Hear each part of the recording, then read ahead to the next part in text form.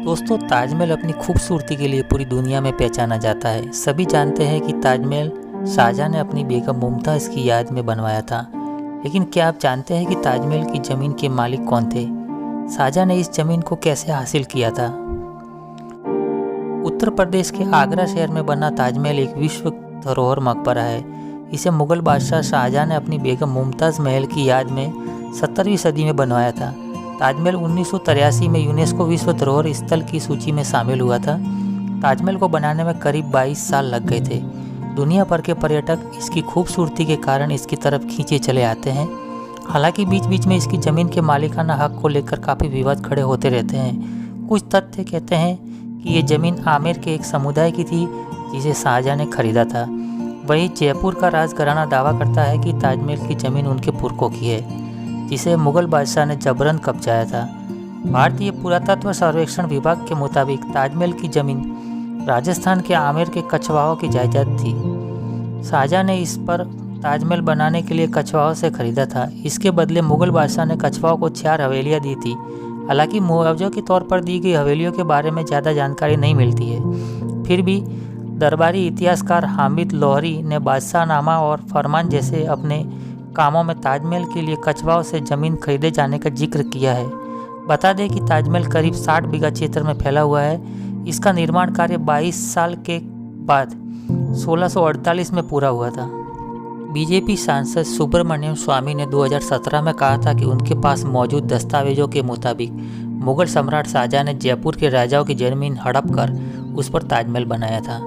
उन्होंने बताया था कि शाहजहां ने जयपुर के राजा महाराजाओं से उनकी ज़मीन को बेचने पर मजबूर कर दिया था, जिस पर ताजमहल खड़ा है। यही नहीं, मुआवजे के तौर पर उन्हें कुछ गांव दिए गए थे जिसकी कीमत ताजमहल की ज़मीन से बहुत कम थी।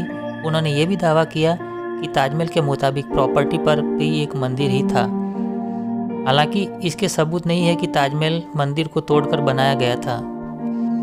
राजसमंद से बीजेपी सांसद और जयपुर राजघराने की सदस्य दिया कुमारी ने 2022 में दावा किया कि आगरा का ताजमहल जयपुर के राज परिवार की ज़मीन पर बना हुआ है। उन्होंने आरोप लगाया है कि मुगल बादशाह शाहजहां ने जयपुर राजघराने की ज़मीन पर जबरन कब्जा किया था। उन्होंने कहा कि अगर कोर्ट आदेश दे तो वह दस्तावेज भी मुहैया करवा देगी। राजघराने के पोथी खाने में ज़मीन के मालिकाना हक से जुड़े सभी दस्तावेज मौजूद है। उन्होंने कहा कि सच्चाई सामने लाने के लिए ताजमहल के बंद कमरों को खोला जाना चाहिए। हालांकि उन्होंने ये भी कहा कि ताजमहल को गिरवाने की कोई मंशा नहीं है, बस वह सच सामने लाना चाहती है। जब मुमताज़ को कब्र में दफनाया गया तो मुगल बादशाह शाहजहां ने सफ़ेद संगमरमर से बनी इस खूबसूरत इमारत का नाम रौज़ा-ए-मुनव्वरा रखा था। हालांकि कुछ समय बाद इसका नाम बदलकर ताजमहल किया गया। उस दौर में इसे बनाने में लगभग 3 करोड़ 2 लाख रुपए का खर्च आया था। इसमें 28 अलग अलग किस्म के पत्थरों का इस्तेमाल किया गया है। ताजमहल को बनाने में 20,000 से ज़्यादा मजदूरों ने दिन रात मेहनत की थी।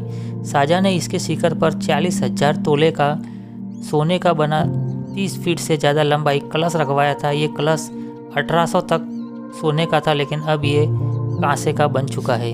दोस्तों, ताजमहल पहले ताजमहल था या यहाँ पहले तजोमहल नाम का शिवजी का मंदिर था, ये तो पुरातत्व विभाग का विषय है।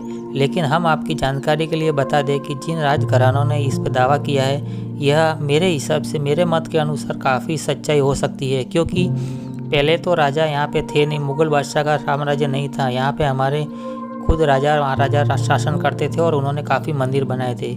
गुंबद के ऊपर लगा हुआ त्रिशूल भी इस बात को साबित करता है कि ताजमहल पहले मंदिर था। अब दोस्तों, देखना यह है कि आने वाले भविष्य में ये इसकी सच्चाई क्या होती है क्या नहीं होती, ये एक सोच का विषय है। लेकिन दोस्तों, हमारे हिसाब से तो ताजमहल एक शिवजी का मंदिर था और आज नहीं तो कल इसकी सच्चाई खुल के रहेगी और भगवान शिव फिर से इस मंदिर में विराजमान हो सकते हैं।